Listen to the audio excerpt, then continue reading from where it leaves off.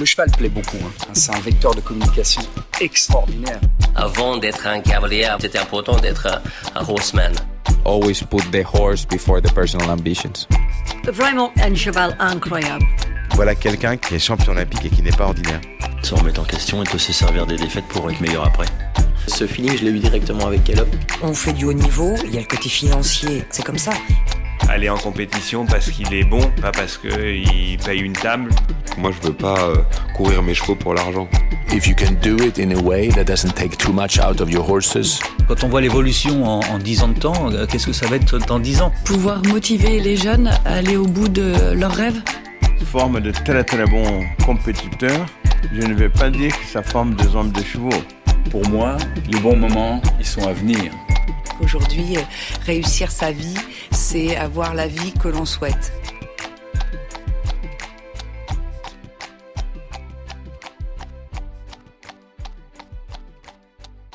Résilience. Voici le maître mot de cet épisode. Et pour cause, puisqu'en février dernier, nous avons eu la chance de rencontrer une femme de cheval incroyable. Gwendolyn Fer était sur notre liste d'invités pour I Am an Equestrian depuis le jour 1. Quelle chance alors d'avoir pu, lors du Jumping International de Bourg-en-Bresse, prendre 1 heure de son temps pour échanger sur sa vie. Mais quelle vie, puisque Gwendolyn Fer est une femme multiple. Elle est d'abord cavalière, émérite, et qui a su faire sa place dans le concours complet de haut niveau. Pour gagner ce rôle, elle a fait preuve de travail, d'acharnement et de rigueur. Elle a tenu bon contre vents et marées, aux difficultés et aux sacrifices demandés par ce sport, pour lequel elle se battra toujours, mais qui, on le sait, est ô combien éprouvant. Mais elle n'est pas qu'une cavalière, Gwendolyn Fer est une femme qui a partagé avec nous et une immense générosité sa vie intime, ses malheurs, ses envies, ses rêves. Et parmi ses rêves, il y a bien sûr celui d'être mère. Après avoir perdu sa fille Charlie à la naissance, il lui a fallu trouver le courage de se battre pour retrouver goût à la vie et imaginer pouvoir, à nouveau, fonder une famille. Vous n'imaginez donc pas comme nous avons été heureuses, Lorlaï et moi, d'apprendre la nouvelle grossesse de Gwendolyn, qui va pouvoir profiter pleinement de ces moments de bonheur avant de retrouver ensuite le chemin du haut niveau pour qui sait. Peut-être Los Angeles en 2028 ? Comme chaque printemps, nous autres cavaliers et propriétaires avons un programme chargé. On a entamé notre saison de compétition, on va devoir jongler entre entraînement, concours, performance, récupération, parfois même entre sport et reproduction. Il y a aussi nos bébés et nos jeunes chevaux qui débutent leur carrière sportive, il y a nos juments qui deviennent ou vont devenir mamans, sans oublier nos blessés qu'il faut soigner, remettre sur pied. Alors au quotidien, nous pouvons faire confiance aux produits de la gamme Haute-Var. Le laboratoire Haute-Var est le seul laboratoire pharmaceutique européen uniquement dédié au bien-être, à la santé et à la performance du cheval. En partenariat avec les vétérinaires, Haute-Var propose des solutions pour accompagner le cheval tout au long de sa vie, à travers une prise en charge globale de sa santé, pour prévenir les affections, optimiser son bien-être, mais aussi accompagner ses performances. Depuis près de 40 ans, Haute-Var met à disposition des vétérinaires une gamme très complète de solutions, des médicaments, des compléments alimentaires et des soins externes, qui répondent aux besoins de tous les chevaux en favorisant leur locomotion, leur digestion, leur respiration ou encore leur récupération. L'une des dernières innovations en date est Kiflex Tendon Evo, un complément alimentaire offrant une triple protection des tendons et ligaments. Il s'adresse aussi bien aux chevaux de sport exposés au risque de tendinite qu'aux chevaux qui ont besoin d'un soutien supplémentaire pour prendre soin de leurs tendons. Depuis de nombreuses années, Haute-Var accompagne Gwendolyn Fer et ses chevaux au quotidien. La cavalière bénéficie donc des conseils et des produits Haute-Var pour offrir le meilleur à ses chevaux et leur garantir une forme et une santé optimales pour la performance. Allez, c'est parti. Bienvenue dans I Am an Equestrian, le podcast. Alors Gwen, je dirais que c'est quelqu'un qui a plein de personnalités. Qui ressort principalement chez elle, c'est sa résilience. Elle peut traverser des tonnes d'épreuves qui en coucheraient plus d'un et à chaque fois elle rebondit. Même dans sa carrière sportive, c'est un petit peu sa marque de fabrique, je dirais. Malheureusement, à son plus grand drame, parce qu'elle aimerait gagner tous les concours, mais c'est assez souvent, quand on regarde un peu son palmarès, qu'il y a eu des moments difficiles et des très belles victoires juste après. Au quotidien, c'est quelqu'un qui mène de front des tonnes de choses, une grosse écurie à faire tourner, une grosse écurie aussi en termes d'élèves sur les concours, une carrière sportive que vous connaissez, des tonnes de projets qu'elle voudrait développer et que malheureusement les journées font encore que 24 heures aujourd'hui, mais c'est quelqu'un qui arrive à mener des tonnes de projets en même temps tout en restant une compagne très attentionnée, je dirais. C'est vrai que là-dessus, je suis très admiratif d'elle encore après toutes ces années passées à ses côtés parce que je me demande encore comment elle fait. Et quand c'est difficile, allez, 2 minutes et après on s'y remet et c'est reparti. Donc moi, je m'inspire aussi beaucoup d'elle au quotidien pour essayer de me dire, tiens, comment elle ferait Gwen dans ce moment-là. Bonjour Gwendolyn, merci d'être avec nous ici. On est dans la salle de presse de Bordeaux. Il y aura peut-être un peu de bruit autour de nous, mais peu importe. Donc en plein cœur du jumping de Bordeaux. Gwendolyn, vous avez 37 ans, vous êtes originaire de Toulouse, installée à Toulouse.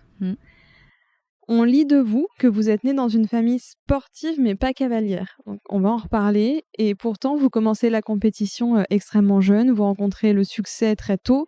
Vous avez gagné le titre de championne de France de concours complet. D'ailleurs, dans l'ensemble des catégories, c'est-à-dire à poney en 2002, en junior en 2002 également, en jeune cavalier 2006 et puis ensuite pro élite en 2022 cette fois. Vous êtes aussi bien sûr la gagnante du CCI 5 étoiles de Pau. Vous avez participé à 3 fois au championnat d'Europe senior. Vous étiez présélectionné 2 fois pour des Olympiades. Vous avez à votre palmarès, en tout cas, vous avez à votre palmarès 6 victoires en niveau CCI 4 étoiles, 1 en CCI 5 étoiles et puis 3 victoires en Coupe des Nations de concours complet. Gwendolyn, à l'instant, on a entendu, du coup, nous, on a discuté et nos auditeurs auront entendu les mots de votre compagnon, de Maxime, qui dit de vous que peut-être l'une de vos principales qualités, ce serait d'être résiliente, que vous pouvez traverser des déserts, que vous pouvez traverser des combats qui pourraient en coucher plus d'un et que malgré tout, vous êtes toujours debout et vous continuez toujours. Est-ce que, avant de nous parler de votre histoire, avant de nous parler de l'équitation, de votre vision du concours complet, de vos enjeux, etc., est-ce que vous pourriez commencer peut-être par nous parler de vous, de votre personnalité, de quelle femme vous êtes ? Bonsoir du coup, merci d'avoir pensé à moi aussi pour cette interview. C'est toujours, j'écoute beaucoup vos podcasts et c'est vrai que c'est intéressant, je trouve ces formats-là assez longs, ça permet de vraiment connaître un peu plus les gens. Du coup, moi, ma personne, je sais pas. Je pense que effectivement, je suis quelqu'un qui est un peu un mental d'acier de ce côté-là. C'est-à-dire que des fois, on dit que j'ai un cœur de pierre, par exemple. Il n'y a pas grand-chose qui m'abat, en fait, ou en tout cas pas très longtemps. C'est vrai que je rebondis toujours et j'ai la chance d'avoir cette faculté-là de toujours vouloir aller de l'avant. Max, c'est un peu pareil. Je pense que c'est aussi un peu le sportif peut-être qui est comme ça. C'est ça qui est aussi paradoxal parce que justement en compétition, je suis pas, c'est quand même assez connu, je suis pas celle qui a le mental le plus, je dirais, le plus froid. Et d'un autre côté, il peut m'arriver un tremblement de terre juste avant de passer. C'est sûr que j'irai toujours au front, j'irai toujours à la guerre un peu et rien ne m'abat. Oui, ça c'est vrai. Donc je pense qu'effectivement, ça c'est une de mes plus grandes qualités que je peux avoir, voilà, qui peut peut-être être un défaut aussi. Je laisse pas beaucoup passer les sentiments, je m'ouvre pas beaucoup, je peux paraître froide. Voilà, il y a d'autres choses effectivement de l'autre côté. Oui.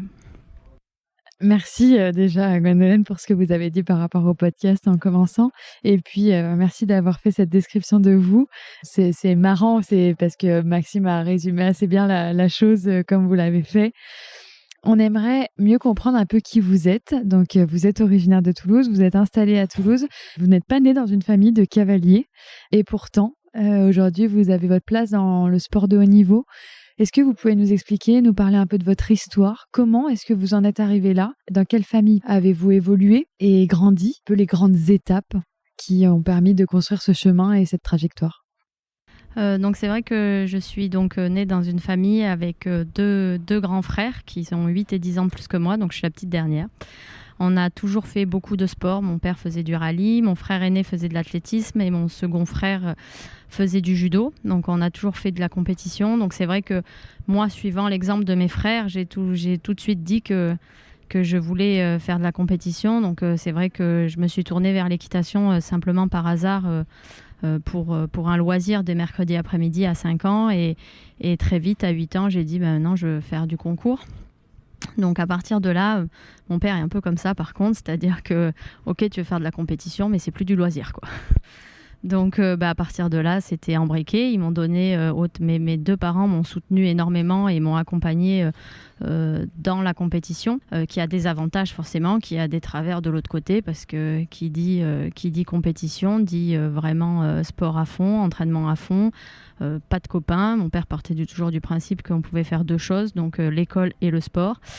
Donc voilà, ça a aussi des inconvénients, mais je pense que avec le recul, certainement, j'avais quand même un père assez difficile, mais c'est certainement ce qui m'a amené vers là aujourd'hui, quoi. Vous avez toujours fait du concours complet ou est-ce que vous avez commencé par d'autres chemins, d'autres disciplines ? Non, j'ai été dans un poney club à côté de chez moi à Toulouse qui était dans le concours complet. Donc c'est vrai que j'ai toujours baigné dedans et je l'ai jamais quitté. Vous avez commencé à Toulouse, vous êtes aujourd'hui encore à Toulouse. Est-ce qu'il y a eu des étapes intermédiaires ? Est-ce que vous êtes allé vous former auprès d'autres cavaliers dans d'autres écuries ?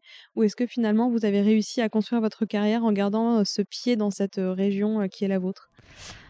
C'est vrai que oui, j'ai été entraînée par Pascal Leroy pendant plusieurs années, qui était pas si loin il était à 1 heure de chez moi, donc ça faisait quand même un peu de route, et après, j'ai été entraînée par Bruno Bouvier, qui était quand même un grand cavalier international, qui était à Grenoble. Donc, j'y allais que pour les stages. J'y suis allée aussi un peu me former en tant que stagiaire là-bas pour apprendre un peu le métier. Mais c'est vrai qu'après, j'étais beaucoup seule chez moi. Donc, ça a des avantages et des inconvénients. Je pense que la progression est plus lente, mais par contre, ce qui est acquis est véritablement acquis. J'aurais peut-être pu avoir une progression plus rapide en étant encadrée différemment, mais je pense que j'ai une équitation qui est beaucoup dans le sentiment aussi, et je pense que c'est certainement dû à ça. Quand on est un peu plus seul, forcément on essaye des choses, on se trompe souvent et c'est comme ça qu'on progresse, mais j'ai pas une équitation très scolaire, je pense. Qui était Gwendolyn de 10-15 ans ? De quoi est-ce que vous rêviez ? Est-ce que finalement vous rêviez de cette vie-là que vous avez aujourd'hui, déjà à cette époque ? Pas vraiment. Non. C'est vrai que ça peut paraître un peu bizarre, mais finalement, d'être cavalière professionnelle, ça a plus été un choix par défaut. Okay. Quand je dis par défaut, c'est que moi, je me voyais bien faire des études, soit justement dans le marketing, la communication. J'aimais beaucoup ça. J'ai fait des études aussi un peu là-dedans, ou même me tourner complètement vers ostéopathe équin. Et puis, mon père n'en avait pas forcément décidé comme ça non plus. Et du coup, le chemin a été très vite tracé de construire une écurie et voilà. Donc après forcément, j'ai arrêté les études en master 1 parce qu'à un moment donné, j'arrivais plus à tout gérer. Et puis par contre, j'ai bossé pour faire grandir les écuries, les faire vivre. Et puis mon sport de haut niveau à côté, ce qui est une chose que beaucoup de cavaliers connaissent où c'est vraiment pas facile. Maintenant, de 10 à 15 ans, c'est vrai que forcément, on est quand même après, je dirais, on vit un peu un rêve quand même d'avoir une écurie. Quand on a 20 ans, c'est quand même un rêve. J'avais des étoiles plein les yeux. Je me rendais pas compte de beaucoup de difficultés non plus.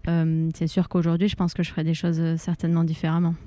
Et aujourd'hui, vous vivez quand même de votre passion. Vous êtes à très haut niveau. Est-ce que cette vie, vous êtes épanoui dans cette vie, elle vous convient par rapport à ce que vous nous disiez juste avant? Vous n'avez pas de regrets ou...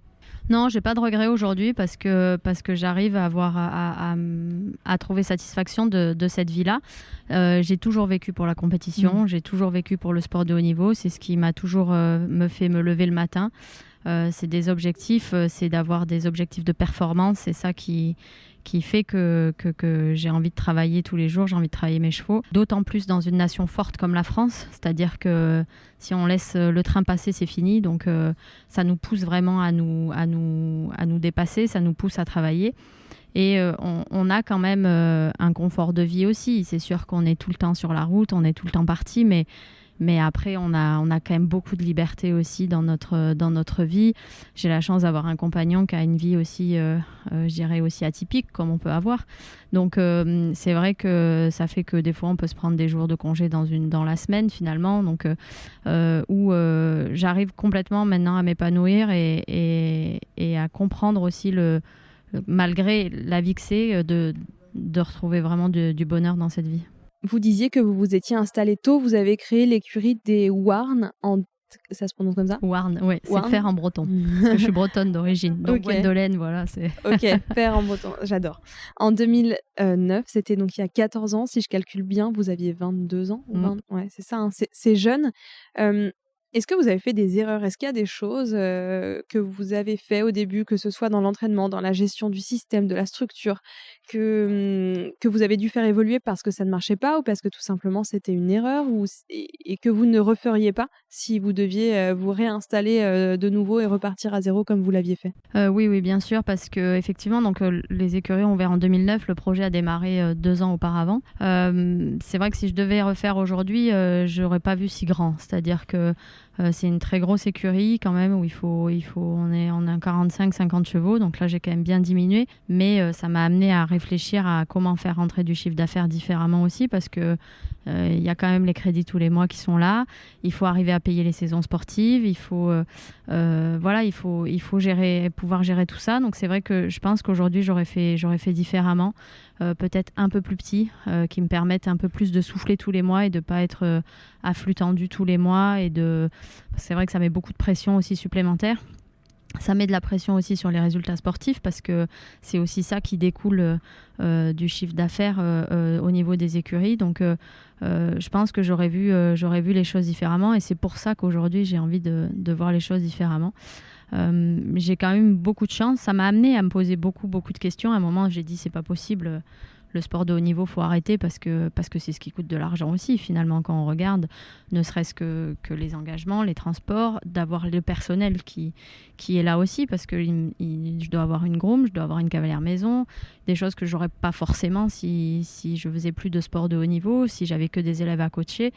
Donc, ça demande beaucoup quand même de contraintes aussi. Donc, à un moment, j'ai dit stop. Enfin, là, il faut s'arrêter. Mon frère aîné qui est très présent dans ma vie, qui est propriétaire de Romantique et d'autres chevaux, qui m'a énormément aidé sur la gestion financière justement, sur la recherche de partenaires, etc. Je me rappelle encore lui envoyer tout un mail parce que comme je suis quand même quelqu'un qui parle pas ou qui j'ai du mal à parler, donc je l'avais fait par mail. Et un mois avant Pau, en 2017, je lui avais dit là maintenant ça suffit. J'en peux plus, j'arrête. Et je lui ai dit, j'arrête tout, j'arrête le haut niveau, c'est bon. Il y a des moments, j'arrivais pas à monter comme je voulais, j'arrivais pas à m'entraîner comme je voulais, parce que des fois, c'est aussi l'entretien, c'est des clôtures à réparer, c'est des choses comme ça. Donc, j'avais dit, j'en peux plus. Et mon frère m'avait dit, écoute, laisse passer Pau et on en reparle après Pau. J'ai gagné Pau. Et là, ça a changé. Ça change tout. Ça a changé énormément de choses. Ça a changé énormément de choses parce que lui, il a pu aller chercher des partenaires financiers. Ça a fait changer énormément de choses. Ça m'a donné un vrai soutien financier aussi qui a fait que du coup, mes saisons sportives n'étaient plus les mêmes derrière. Ça a effectivement changé énormément de choses et j'ai passé un cap, ouais.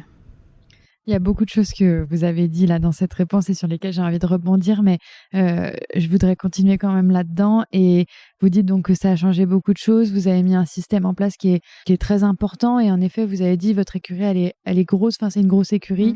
Est-ce que vous pouvez nous parler justement de cette décision d'avoir créé un sport-études et puis de l'avoir arrêté parce que c'est vrai que vous avez dit aussi dans une interview récemment que vous avez réorganisé votre système, réorganisé votre structure.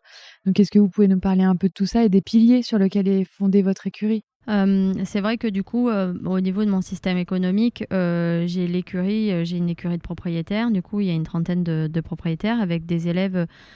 J'ai à peu près une quinzaine de propriétaires qui sortent en compétition en complet. Ce qui est énorme déjà. Oui, niveau amateur et pro. Donc de l'amateur 4 au 4 étoiles. J'ai accompagné des jeunes au championnat d'Europe junior et jeunes cavaliers aussi. J'aime ça aussi, j'aime beaucoup transmettre, j'aime beaucoup accompagner les projets sportifs aussi sur justement des échéances européennes, comme ça c'est quelque chose que j'aime beaucoup. Donc ça c'est un des piliers de mon système économique. Après il y a la valorisation, le commerce de chevaux et mon troisième pilier c'est effectivement mes partenaires qui sont énormément présents pour moi et qui me permet de financer toutes mes saisons et qui sont un vrai levier dans mon système en fait économique, des partenaires qui m'ont permis d'avoir justement de pouvoir financer le salaire d'un groom à l'année, des choses comme ça qui sont quand même importants et qui soulagent en fait, qui nous mettent quand même un peu moins de pression quotidienne. Donc après ma décision d'arrêter le sport-études, c'était simplement que mon organisation était pas assez étoffée, enfin mon staff, tout ça n'était pas assez étoffé pour pouvoir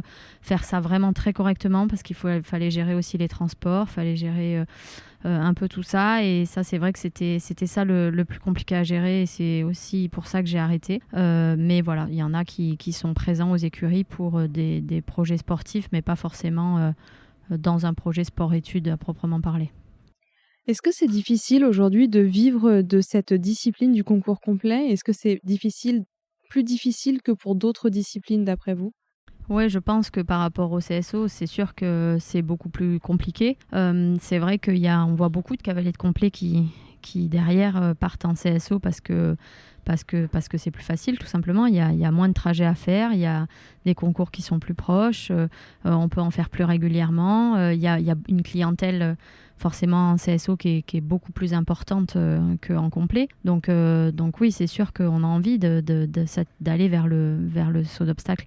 Après, c'est vrai que c'est pas mon truc. J'aimerais vraiment rester dans le concours complet. C'est vrai que la fédération fait appel à moi en ce moment pour venir sur des stages pour les jeunes en CSO, mais sur la partie dressage, et ça me plaît aussi par exemple. Mais après, me tourner que vers ça, me réorienter que vers le CSO, je pense que je le ferai pas. C'est intéressant de faire intervenir un complétiste pour le dressage. Est-ce que c'est en lien avec le fait que justement vous avez cette orientation du cheval de dressage, mais qui va aller sauter derrière ? Je pense très certainement. Ils font pas appel que à des cavaliers de dressage, mais c'est vrai qu'on retrouve quand même dans l'équipe qu'ils ont montée là des cavaliers, des entraîneurs de dressage qui sont en concours complet. Donc je pense qu'on peut apporter aussi une façon différente. Moi je sais que quand je les ai, les jeunes, je cherche pas à faire du dressage non plus. Je leur apprends évidemment des bases qu'ils ont besoin, des mouvements latéraux, des sessions à la jambe, des épaules en dents, que je pense que c'est essentiel même dans l'assouplissement des chevaux, mais aussi après au galop, je vais essayer de les faire travailler sur des choses qui peuvent leur apporter en parcours. Voilà, ne serait-ce que effectivement l'équilibre, les variations d'allure, des choses comme ça. Mais j'essaye toujours de me mettre aussi à la place de ce qu'ils font en parcours, et ça me fait même réfléchir sur le travail avec mes propres élèves et avec mes propres chevaux. Donc c'est ça qui est chouette en fait, de toujours continuer je trouve, de se former et également de former les autres. Ça nous oblige à vraiment se remettre en question. Enfin en tout cas moi, ça me remet en question, ça me fait réfléchir sur qu'est-ce que je pourrais améliorer, qu'est-ce que je pourrais faire, donc c'est intéressant. Vous avez donc eu ce sport-études, vous avez vos cavaliers dans votre écurie de propriétaire, vous entraînez au niveau de la fédération. Vous semblez aimer transmettre, en tout cas. Est-ce que c'est quelque chose qui vous a toujours passionné, quelque chose que vous avez toujours aimé, ou est-ce qu'à la base, ça a été une obligation financière, entre guillemets, et puis vous y avez pris goût, ou comment vous êtes par rapport à ça ? Oui, je pense qu'au début, c'est une obligation financière parce qu'effectivement, encore une fois, j'avais quand même une entreprise à faire tourner. Donc, je ne me suis jamais lancée. C'est vrai que par rapport à beaucoup d'autres cavaliers, je pense que je suis une des seules qui a vraiment cette grosse multicasquette. Souvent, on est plus soit dans la valorisation des chevaux, le commerce, soit on n'a que des clients, mais souvent, on n'a pas tout en faisant aussi le haut niveau, quoi. Donc, c'est vrai que des fois, c'était un peu compliqué à gérer quand il y a des concours où je courais partout avec de nombreux élèves, les chevaux de haut niveau, etc. Mais au fil des années, c'est vrai que j'ai appris à aimer transmettre, et c'est vrai que j'aime ça, et puis c'est une façon différente de vibrer, et quand j'ai des élèves même sur des petites épreuves qui se transcendent et qui donnent le meilleur d'elles-mêmes avec des résultats, c'est tout aussi sympa que des grosses épreuves aussi, quoi. C'est une question qu'on posait souvent au début du podcast et qu'on pose beaucoup moins aujourd'hui, mais je trouve que ça va bien un peu dans le fil de ce que vous êtes en train de dire. D'après vous, c'est quoi les valeurs en fait qu'on peut transmettre par le biais du cheval à des enfants, des jeunes adultes, etc. Qu'est-ce que le cheval transmet d'après vous? Je pense que le cheval transmet, à mon avis, comment ça s'appelle, de réfléchir quand même, de beaucoup réfléchir pour essayer de s'adapter à chaque cheval, parce que on va pas tous les monter de la même façon, donc à le comprendre, à réfléchir. Donc c'est toujours cette remise en question, je dirais, pour vraiment faire le meilleur, donner le meilleur à son cheval. Après, forcément, je trouve que la compétition est quelque chose de formidable quand même dans l'apprentissage de la vie, je dirais. Ça amène quand même beaucoup de valeurs. C'est pour ça aussi que beaucoup d'entreprises cherchent aussi les profils un peu de sportifs en compétition comme ça. C'est vrai que ça amène beaucoup de valeurs. Je trouve que par contre, ce qui se perd aujourd'hui, c'est plus les hommes de chevaux, je dirais. Enfin, quand je dis hommes de chevaux, je parle en généralité, femmes ou hommes, évidemment. Et c'est ce que j'ai du mal aussi des fois avec certains de mes élèves, ou que j'ai pu avoir du mal. C'est que le cheval objet, pour moi, c'est vraiment pas possible. Moi, j'ai été à l'école de Bruno Bouvier et ça n'existait pas, quoi. C'était vraiment prendre soin de son cheval et de son matériel. Et ça, je trouve que ça se perd un peu quand même. Vous m'avez un peu devancé, mais justement, c'est hyper intéressant. J'allais à l'instant vous poser cette question-là. Comment, quand on est coach, entraîneur, formateur, comment est-ce qu'on forme un homme de cheval? Comment est-ce qu'on transforme un petit cavalier en un homme ou une femme de cheval? C'est compliqué de nos jours. Je trouve vraiment que c'est compliqué, et c'est toujours arriver à jongler et à pas être trop dur non plus, et à laisser passer des choses. C'est vrai que je peux être quelqu'un de dur, hein, ça c'est sûr aussi, mais du coup c'est arriver à jongler, et là-dessus je laisse pas passer beaucoup de choses. Alors j'essaye de vraiment faire comprendre et de faire les soins, de sortir son cheval en concours. Enfin, on laisse pas au box 23h/24. On va le faire brouter, on s'en occupe. Derrière, il y a tous les soins à faire. Après un cross, on le fait marcher, on fait les soins, on le brosse, et à la maison quotidiennement aussi. Et l'entretien de son matériel, et l'entretien du box de son cheval. Enfin, c'est des choses que je trouve qu'aujourd'hui sont plus difficiles à transmettre. Et des fois, je me heurte un peu aux cavaliers et aux parents. C'est ce que j'allais dire. Je suis désolée de le dire, mais oui. Et voilà, je crois d'ailleurs que ça se retrouve dans les poney clubs, où on entend beaucoup. Moi, quand j'étais gamine, je passais mes journées entières au poney club, à être avec les chevaux. Nous aussi. Voilà, et apparemment, aujourd'hui, c'est plus trop le cas. J'ai pas de centre équestre, j'ai pas de poney club, mais j'ai quand même beaucoup qui le disent, qui vont juste monter leur heure d'équitation et partent ensuite. Voilà, et c'est vrai que ça, j'aimerais vraiment qu'on arrive à le retransmettre. J'essaye de le dire et tout, mais c'est pas facile. On parle souvent de ça dans les podcasts, que oui, la génération qui arrive, et puis les jeunes aujourd'hui n'ont plus tout à fait les mêmes valeurs, entre guillemets. En tout cas, ça évolue beaucoup. Souvent, on revient finalement à une question d'éducation de la part des enseignants, de la fédération, etc. Alors, sans pointer du doigt personne, évidemment, mais je veux dire, il y a un vrai système qui n'est plus le même aussi aujourd'hui, et ça vient pas forcément que de la personnalité des enfants. Oui. Voilà. La vidéo qu'on a publiée, qui a fait le plus de partages, le plus de vues, le plus d'impressions, c'est Nelson Pessoa, tout simplement, qui disait... Le système sportif actuel des sports équestres forme de très bons cavaliers, de très bons techniciens, de très bons performeurs, mais pas beaucoup d'hommes de chevaux. Ouais, c'est exactement ce que je retrouve aujourd'hui. C'est exactement ce que je retrouve aujourd'hui, et ce que je trouve on a vraiment du mal à faire passer. Alors que je pense, et je parle vraiment pour mon sport, parce que ça peut être vite réducteur sinon, mais en plus, en concours complet, je pense qu'on a vraiment besoin de créer un lien avec le cheval. Et que par rapport au cross, par rapport à tout, on a vraiment besoin de ce lien créé. Et que ça passe aussi par tout ce qu'on fait à côté avec son cheval, quoi. C'est vrai qu'aujourd'hui, beaucoup de jeunes ont tout de suite des grooms, des chevaux comme ça. C'était déjà pas le cas à mon époque. Alors bon, je parle de ça, mais c'était mine de rien, il y a quand même presque 20 ans. C'est vrai, enfin, déjà, on s'occupait vraiment de son cheval. On était là, et puis s'il fallait se lever à 6h du matin pour aller nourrir, on se levait à 6h du matin pour aller nourrir. Il y a quand même tout ça qui, je pense, est important pour créer du lien et pour vraiment performer aussi quand même. Vous avez été la première femme française à remporter un CCI 5 étoiles en 2017, donc à Pau. Plus aucune femme n'a représenté la France en concours complet depuis Marie-Christine Duroy de Laurière en 1996 à Atlanta.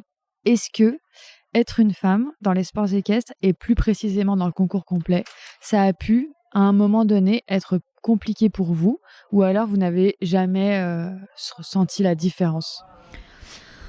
Clairement, sportivement, j'ai jamais senti la différence, étant donné qu'on voit d'ailleurs que la championne olympique, une championne d'Europe et championne du monde sont toutes des femmes étrangères, mais ce sont toutes des femmes. En France, on a ce gros problème-là où effectivement, depuis Marie-Christine, je suis la seule femme qui... Effectivement, il y a des jeunes qui arrivent là, mais clairement, ça doit faire 10 ans, 15 ans que je suis presque toute seule. Je suis effectivement la première femme française à avoir gagné un 5 étoiles, mais aussi un 4 étoiles long et un 4 étoiles court. Marie-Christine a des gros résultats aussi, mais celui-là, c'est moi, du coup. Mais voilà, c'est vrai que, du coup, forcément, ce qui me tient à cœur, c'est de faire mieux que Marie-Christine de Laurière. Et bon, il me reste encore quelques marches aussi à gravir par rapport au JO, par exemple. Mais... non, j'ai jamais senti de différence. Je pense qu'on a des chevaux qui s'adaptent très bien aux femmes, des chevaux qui s'adaptent très bien aux hommes. Clairement, jusqu'à aujourd'hui, je dirais que j'ai senti clairement aucune différence sportivement. Je pense que effectivement, l'autre point qui se présente là, à l'âge que j'ai, par rapport à mon histoire, c'est effectivement tout ce qui est maternité dans un sport mixte et maternité et sportive où je me rends compte. Mais bien avant ça, quand j'y pensais pas, clairement, j'avais aucune différence entre les hommes et les femmes. Je pense que c'est plus un phénomène de société française que de cavalière, je dirais. Vous avez hésité quand vous avez eu l'envie avec votre compagnon d'essayer d'avoir un enfant, de tomber enceinte? Vous avez hésité à mettre votre carrière un peu en pause, de côté, à peut-être prendre le risque aussi de perdre potentiellement vos partenaires, de perdre votre place dans l'équipe, entre guillemets, même si, évidemment, une place dans l'équipe, c'est quelque chose que l'on acquiert à l'instant T, avec un cheval, avec des résultats, mais quelque part, quand on n'est pas là, on nous attend pas, et l'équipe fait rentrer quelqu'un d'autre. Ça a été une réflexion pour vous ou pas vraiment? C'est exactement ce que je disais tout à l'heure, c'est-à-dire qu'en plus on est dans une équipe de France qui est forte, c'est-à-dire que si on laisse le train passer, c'est fini. Et donc pour moi, c'était... tous les ans, je disais non, c'est pas le moment. Je voyais les années tourner et là j'ai dit bon ben là, à un moment donné, faut y aller. Mais pour moi, c'était parce que j'ai toujours eu ce désir d'enfant, mais c'était pas une priorité, je dirais. Pour moi, c'était vraiment ma carrière sportive la priorité. Et pour moi, je m'étais dit bon ben je fais un enfant, je le décide à telle date, ça doit rentrer dans un planning de concours et je m'arrêterai que tant de mois et voilà. Sauf que en fait. La réalité, la vie, c'est pas du tout comme ça. Donc c'est vrai que ça a été quelque chose d'assez difficile même à accepter. Après plusieurs fausses couches, après le décès de Charlie, après tout ça, c'est vrai que du coup, effectivement, je vois la vie différemment aujourd'hui.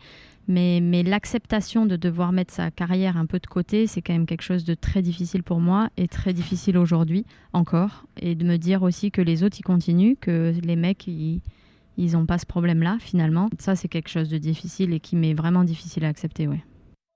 Je vais parler de ce sujet parce que vous nous avez complètement autorisé à le faire et vous nous avez dit en off que voilà, vous étiez totalement confortable avec ça. On connaît votre histoire et ceux qui ne la connaissent pas, j'inviterai nos auditeurs à peut-être aller faire un tour sur votre compte Instagram et vous suivre et suivre un peu plus la cavalière que vous êtes et la femme que vous êtes. Vous avez fait preuve dans votre vie d'énormément de résilience. On en parlait au début, on en parlait avec votre conjoint. Il y a eu des moments très difficiles. Celui-ci en fait partie. Comment est-ce qu'on se relève de ces moments-là? Qu'est-ce qui fait que vous avez cette force de caractère finalement qui vous a permis de poursuivre finalement et de continuer à vous battre aussi contre tout ce qui a pu vous arriver dans la vie? C'est vrai que j'ai eu quand même pas mal d'épreuves comme ça un peu dans ma carrière sportive, à gérer aux écuries et à ne devoir pas laisser le sport de côté. J'avoue quand même qu'il ne m'est jamais arrivé quelque chose d'aussi difficile que donc, le décès de ma fille à sa naissance. Comment on se relève de ça? Je pense que j'ai pas je peux pas vraiment dire, mais c'est vrai qu'on a un tempérament où on est repartis tous les deux. Une semaine après, j'étais en train de donner mes cours, j'étais dans ma carrière parce que j'ai ce besoin-là aussi de bouger, de m'occuper, que mon esprit vraiment il s'occupe aussi, quoi. Rester enfermé chez moi, c'était quelque chose de pas possible. Max est reparti aussi tout de suite aux affaires parce que c'est vrai que on oublie souvent aussi le côté papa, on pense souvent à la maman, mais le papa est quand même là aussi, a quand même vécu cette chose terrible également. Après, c'est vrai que comment on s'en remet, forcément, hein, c'est pas été tout rose. Il y a des hauts, il y a des bas. Au début, on part tout feu, tout flamme parce qu'il faut avancer. Je pense qu'il faut se donner un truc pour avancer. Donc, je suis repartie pleine balle en concours. Et puis, arrivé au mois de mai, là, j'ai pris une bonne claque dans la gueule où je parlais tout à l'heure que je suis quand même quelqu'un de dur, je suis quelqu'un qui m'ouvre pas et que là, je me retrouvais... plein milieu d'un cross à m'arrêter et à pleurer tout ce que je pouvais. C'est des choses, déjà pleurer devant des gens, c'était pas possible pour moi. Enfin, c'est m'ouvrir comme ça a été très difficile pour moi aussi à accepter. Et derrière ça, j'ai dit, bon là, on a eu quand même un entourage très très très proche qui nous ont énormément entourés. Et c'est vrai que là, ils m'ont dit, Gwen, il faut que tu fasses quelque chose, il faut que tu te fasses aider. C'est normal que tu craques et tout. Mais donc, je me suis fait aider par une hypnothérapeute spécialisée dans le deuil périnatal qui m'a énormément aidée. Et qui du coup m'a énormément aidée, m'a fait comprendre aussi certains mécanismes du cerveau. C'est vrai qu'après, pareil, j'ai voulu repartir, il fallait que j'avance, il fallait que je sois performante, c'était ma bouée de sauvetage en fait, je pense, de repartir sur la compétition. Et je faisais des erreurs que je comprenais pas en fait. Je faisais des erreurs en concours qui m'arrivaient pas. Moi, si vraiment il y a une chose qui me caractérise, c'est que je pense que je suis vraiment une femme de cross. Je suis quand même quelqu'un qui part, c'est ça, qui part à la guerre. J'ai toujours été très performante sur ce test-là et là, je faisais des fautes, mais j'arrivais pas à comprendre. Et on m'a aidé aussi à comprendre qu'à un moment donné, le cerveau, il pouvait pas tout faire. Il pouvait pas être concentré sur mon sport. Il pouvait pas être concentré sur réparer, faire son deuil. C'est des choses qui, pour moi, j'ai du mal à l'entendre, j'ai du mal à l'accepter, mais j'ai été bien obligée de le faire.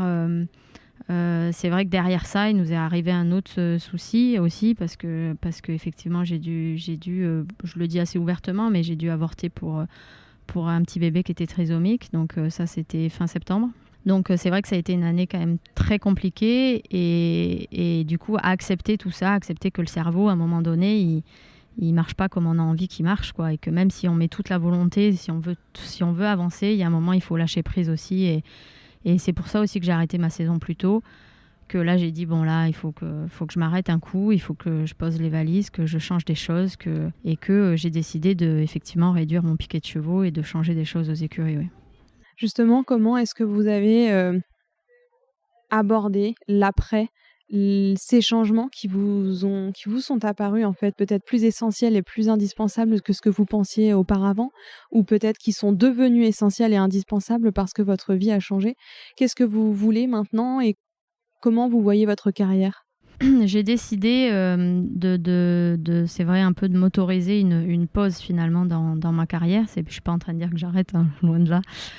Mais c'est vrai que j'ai souhaité changer des choses parce qu'à un moment donné, j'arrivais plus, je montais énormément de chevaux, j'avais une vingtaine de chevaux que je sortais en concours. Ça faisait des grosses journées aux écuries, des grosses journées en concours avec énormément de chevaux à monter. Et physiquement, j'y arrivais moins, peut-être parce que mon cerveau y arrivait moins aussi. J'avais plus cette motivation en fait que j'ai pu avoir.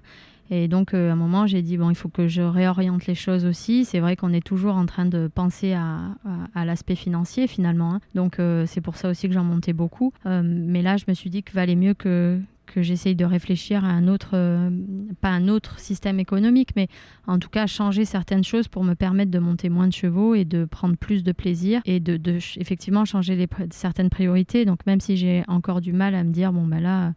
il faut peut-être prendre des jours off, des choses comme ça. J'essaye vraiment d'y penser un peu plus et de prioriser un peu plus les choses que oui, il n'y a pas que la carrière sportive dans la vie et que on a des choses à vivre aussi à côté.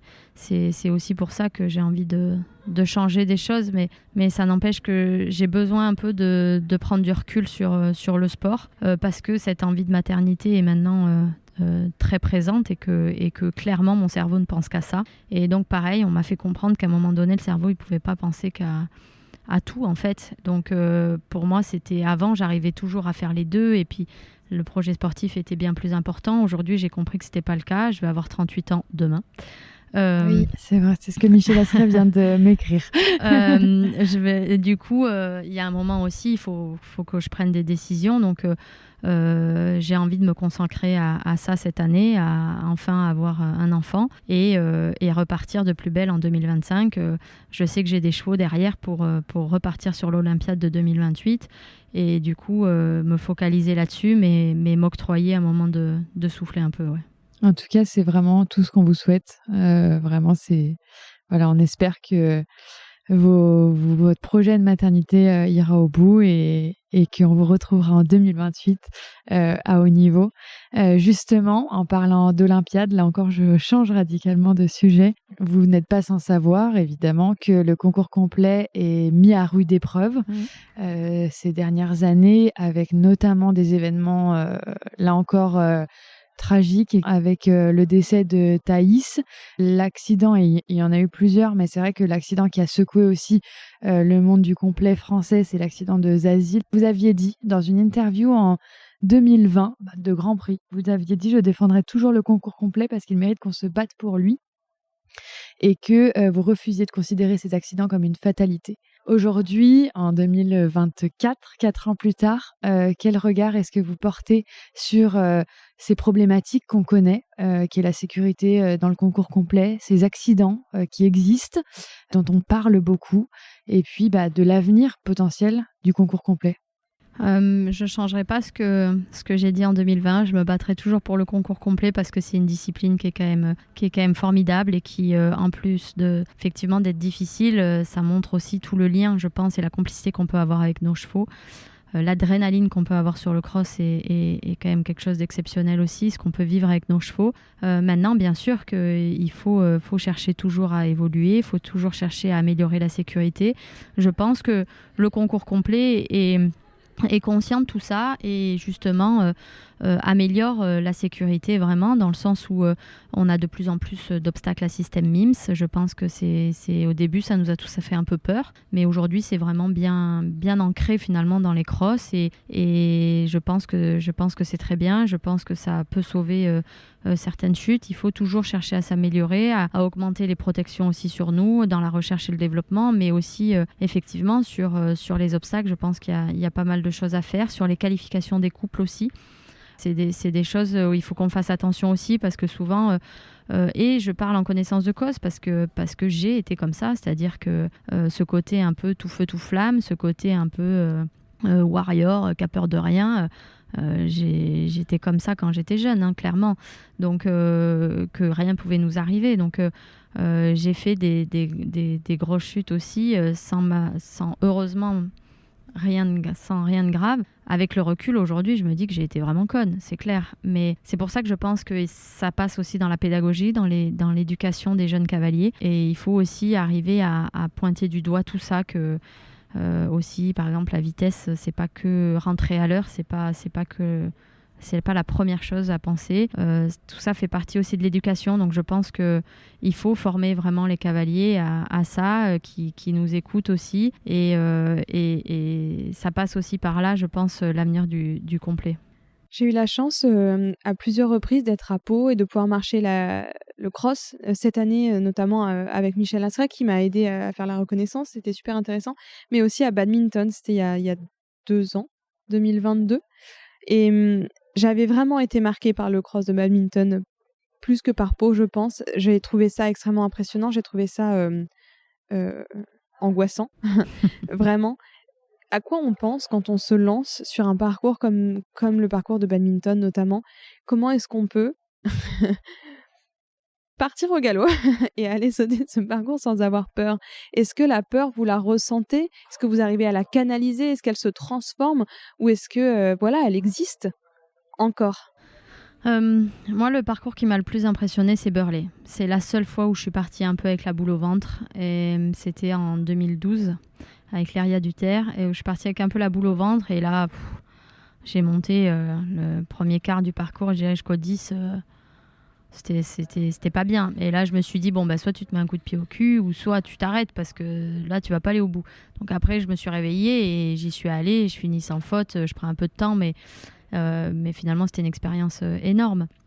Après, j'estime que si on part avec cette boule au ventre, et je pense qu'il faut faire attention. Faut oser dire, là, j'ai peur et j'ai pas envie d'y aller. Je pense que, clairement, moi, quand j'ai la boule au ventre, c'est parce que j'ai la peur de mal faire, j'ai la peur de prendre un refus, j'ai la peur de ne pas avoir ma performance que j'attends au bout. J'ai jamais peur je crains pas la chute. Je fais attention, évidemment, je suis beaucoup plus réfléchie que quand j'avais 20 ans, mais clairement, je vais des fois remettre la main pour, tant pis si je perds une seconde, mais pour sécuriser un abord.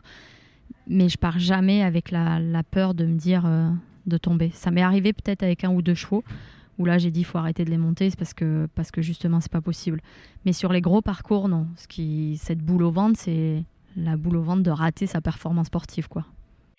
Je vais rebondir sur un mot de Maxime Livio qu'on a eu cet après-midi. On a enregistré une table ronde en vue des Jeux de Paris 2024 qui sera disponible à l'heure à laquelle je vous parle. Maxime qui disait sur cette question de sécurité justement que oui, on mettait en place des obstacles mobiles. Oui, c'était une bonne chose, mais que d'après lui, c'était aussi... ça devenait problématique parce que les chefs de piste, du coup... mettaient des difficultés supplémentaires avec des obstacles mobiles et qui fait que le niveau du cross augmente encore et peut malheureusement créer encore des accidents. Qu'est-ce que vous pensez de ça? C'est vrai que des fois, on peut se retrouver avec des combinaisons en parcours ou des obstacles où ils se servent du prétexte du MIMS pour se dire on peut placer ça là ou à tel endroit. Et alors que le MIMS c'est plus là pour sécuriser et non pas pour rajouter finalement soit de la difficulté, soit de la dangerosité. Moi, je pense surtout aussi aujourd'hui, ce que j'ai l'impression de voir quand j'ai regardé et commenté tous les crosses, que ce soit au championnat d'Europe, que ce soit, c'était badminton aussi cette année, avec le temps qu'il y a eu. Ce que j'ai l'impression aussi, c'est que notre sport évolue énormément, qu'on est vraiment sur des chevaux qui, en dressage, ont de plus en plus de locomotion pour aller chercher les points aussi, sont de plus en plus dressés, des chevaux qui sautent de mieux en mieux, mais on va moins chercher les chevaux qui ont du sang, j'ai l'impression. Qu'on a les chevaux qui ont quand même moins de sang et qui, du coup, souvent sont beaucoup plus à la peine sur les dernières minutes de cross, et c'est là où on peut avoir aussi des accidents. Et je pense que tant qu'on est sur des formats courts, jusqu'au niveau 4 étoiles court, ça pose pas de problème, mais que dès qu'on rentre sur des 4 étoiles longs, sur des championnats, sur des 5 étoiles, c'est là où le sang du cheval est encore plus important et nous aide sur la fin des parcours. Et je pense qu'on commence à l'oublier un peu, et c'est peut-être là-dessus où aussi il faut faire attention. Quoi qu'il en soit, la sécurité dans le cross, ça va être l'enjeu majeur de la décennie à venir pour la discipline. Oui, c'est clair que effectivement, il faut travailler là-dessus. Après, il faut pas oublier non plus que malheureusement, ça reste un sport aussi, je dirais pas comme un autre, mais qu'on peut avoir des accidents à cheval en dehors du cross, qu'on en voit beaucoup, que des fois on met en lumière, nous on pointe du doigt toujours le concours complet, mais j'ai des tas d'accidents en tête. J'ai encore une cavalière qui marchait au pas en balade, son cheval a eu peur d'un truc, il est parti, elle est tombée à la renverse sur un caillou, des vertèbres pétées. Elle était au pas, elle finissait, on avait fini le cours, elle remontait de la carrière. Donc elle est passée pas loin de quelque chose de grave aussi, de très grave aussi. Et donc il y a beaucoup d'accidents finalement qui sont aussi en dehors du cross. Et donc c'est bien sûr qu'il faut aller sur la sécurité du cross, bien sûr que c'est l'enjeu majeur de notre discipline pour la faire survivre, et que il faut penser à tout ça. Si on veut continuer, il faut qu'on s'adapte à des modifications, il faut qu'on s'adapte à améliorer les circonstances. Et les circonstances, la sécurité, pardon. Et je peux vous dire que tout le monde vraiment y travaille parce que je fais partie aussi des groupes de travail là-dessus. Comme je suis élue à la Fédé, forcément j'ai accès à tout ça et qu'il y a beaucoup de remises en question, il y a beaucoup de partage, il y a beaucoup de réunions qui sont faites sur la sécurité, sur comment améliorer, encore une fois, sur l'éducation des cavaliers, sur la sécurité des obstacles de cross, mais aussi sur la recherche et développement du matériel. Donc on y travaille pour justement préserver quand même cette fantastique discipline. Gwendolyn, alors on vous l'a dit en arrivant, vous nous avez posé la question, on est en décalage horaire opposé. Léa revient de plus 6h et moi de moins 6h, moi de plus 9h30. Et ça, du coup, plus sur l'une que sur l'autre. Du coup, je vais avoir une question qui intervient à peu près, je pense, 32 minutes après le moment où elle aurait dû être posée, mais c'est pas grave. On parlait tout à l'heure de ces hommes et femmes de chevaux qui se perdent, qu'on avait de plus en plus de mal à les former, à les trouver, à les créer tout simplement. Mais finalement, c'est quoi pour vous être un homme de cheval ou une femme de cheval ? Pour moi, une femme ou un homme de cheval, c'est effectivement créer du lien déjà aussi avec son cheval. Cette relation qu'on peut avoir avec cet animal, ça va être créer du lien avec justement en s'en occupant, en faisant les soins, en sachant que un cheval c'est pas un objet, que avant tout on aime l'animal, que avant tout on est là pour l'animal quand on fait du cheval, quand on fait de l'équitation. Alors bien sûr, moi la compétition est une chose prépondérante dans ma vie et que peut-être je dirais aujourd'hui que c'est ce qui me fait lever, c'est ce qui me donne envie de continuer, c'est ce qui me donne envie de monter à cheval, j'ose le dire. Mais malgré tout, mes chevaux, je les respecte, mes chevaux, je les aime. J'ai de la complicité avec tous les chevaux. Je pense qu'ils me voient comme une carotte géante aussi, tellement je donne des carottes et des bonbons tout le temps. Mais j'aime aussi passer du temps avec eux, ne serait-ce qu'aller les faire brouter en concours, ne serait-ce que aussi des moments de complicité qu'on est à cheval avec eux, c'est-à-dire quand on les récompense aussi parce qu'on est content d'un exercice, ça. Et puis, c'est ça, savoir regarder son cheval, savoir l'analyser, savoir s'il a mal quelque part, savoir l'écouter quand là il nous dit je suis moins en forme, ou c'est savoir le connaître en fait, connaître ses tendons par cœur. Moi c'est la première chose que j'apprends aussi à mes cavaliers, c'est d'observer son cheval, de voir s'il grossit, il maigrit, si ses tendons sont normaux, sont bien comme d'habitude. C'est aussi tout ça, de bien connaître son cheval, de bien faire ses soins. Pour moi, c'est vraiment ça aussi, être homme et femme de cheval, sans parler de l'entretien aussi de tout ce qu'on met sur notre cheval, c'est-à-dire aussi l'entretien du mors, l'entretien du filet, l'entretien du matériel en général. Pour moi, ça passe un peu par tout ça. On va arriver dans les toutes dernières questions. Par contre, moi, je voulais rebondir sur un truc que vous avez dit juste avant. Vous avez dit que vous étiez donc dans le groupe de travail pour la sécurité à la Fédération, que vous étiez quand même impliqué dans ces sujets-là. Vous avez dit en 2020, et vous venez de nous le redire à notre micro, que vous aviez envie de défendre votre sport. Est-ce que, à l'instar d'un Steve Gerda ou d'un Kevin Stott dans le saut d'obstacle, vous avez l'envie d'être porte-parole de votre discipline, de la défendre justement, et puis de porter haut ces sujets au niveau d'instances fédérales et de porter la voix finalement de ces sujets-là pour le défendre. Oui, je pense que c'est un peu là-dessus qu'on vient souvent me chercher aussi. Mon gros problème, c'est mon niveau d'anglais. On en parlait avec un certain Xavier Boudon qui nous a dit qu'il avait un petit dossier sur vous. Ah oui, là, sacré dossier sur moi, mais c'est pas le seul malheureusement. C'est pas le seul parce que je crois qu'à un moment donné, les journalistes prenaient plaisir à m'interviewer en anglais et à se foutre de moi, littéralement. En tout cas, si c'était pas eux, c'était tous les gens me le sortent encore aujourd'hui, ça fait bien rigoler. Donc voilà, c'est effectivement mon niveau d'anglais m'empêche peut-être pas mal de choses aujourd'hui, notamment effectivement d'être plus présente au niveau de la FEI. Là, il y a encore 15 jours, j'étais au congrès de la FEI en visio. Là. Ça a été compliqué pour moi. En anglais comme ça, je dois avouer, et je passe à côté d'énormément de choses. Donc je pense que s'il y a un truc qu'il faut que je fasse, c'est quand même me pousser à apprendre l'anglais un peu mieux. Bah voilà, c'est le programme de ces 4 prochaines années, du coup, avant de retrouver les Jeux Olympiques. Mais c'est vrai que comment dire, oui, je pense que souvent on vient me chercher pour ça, pour un peu porte-parole du concours complet. Et en tout cas, ça me tient à cœur de le défendre et de chercher des choses aussi pour l'améliorer et pour effectivement faire avancer notre discipline. Merci beaucoup Gwendolyn. Merci à vous. On est donc au Jumping International de Bordeaux ce soir et demain vous courrez le Cross Indoor. On vous souhaite un très beau résultat, mais surtout on vous souhaite plein de bonnes choses dans les années à venir, dans les mois à venir, que tous vos projets se réalisent et puis on va continuer de vous suivre de très très près. Merci beaucoup, merci à vous deux pour cette interview.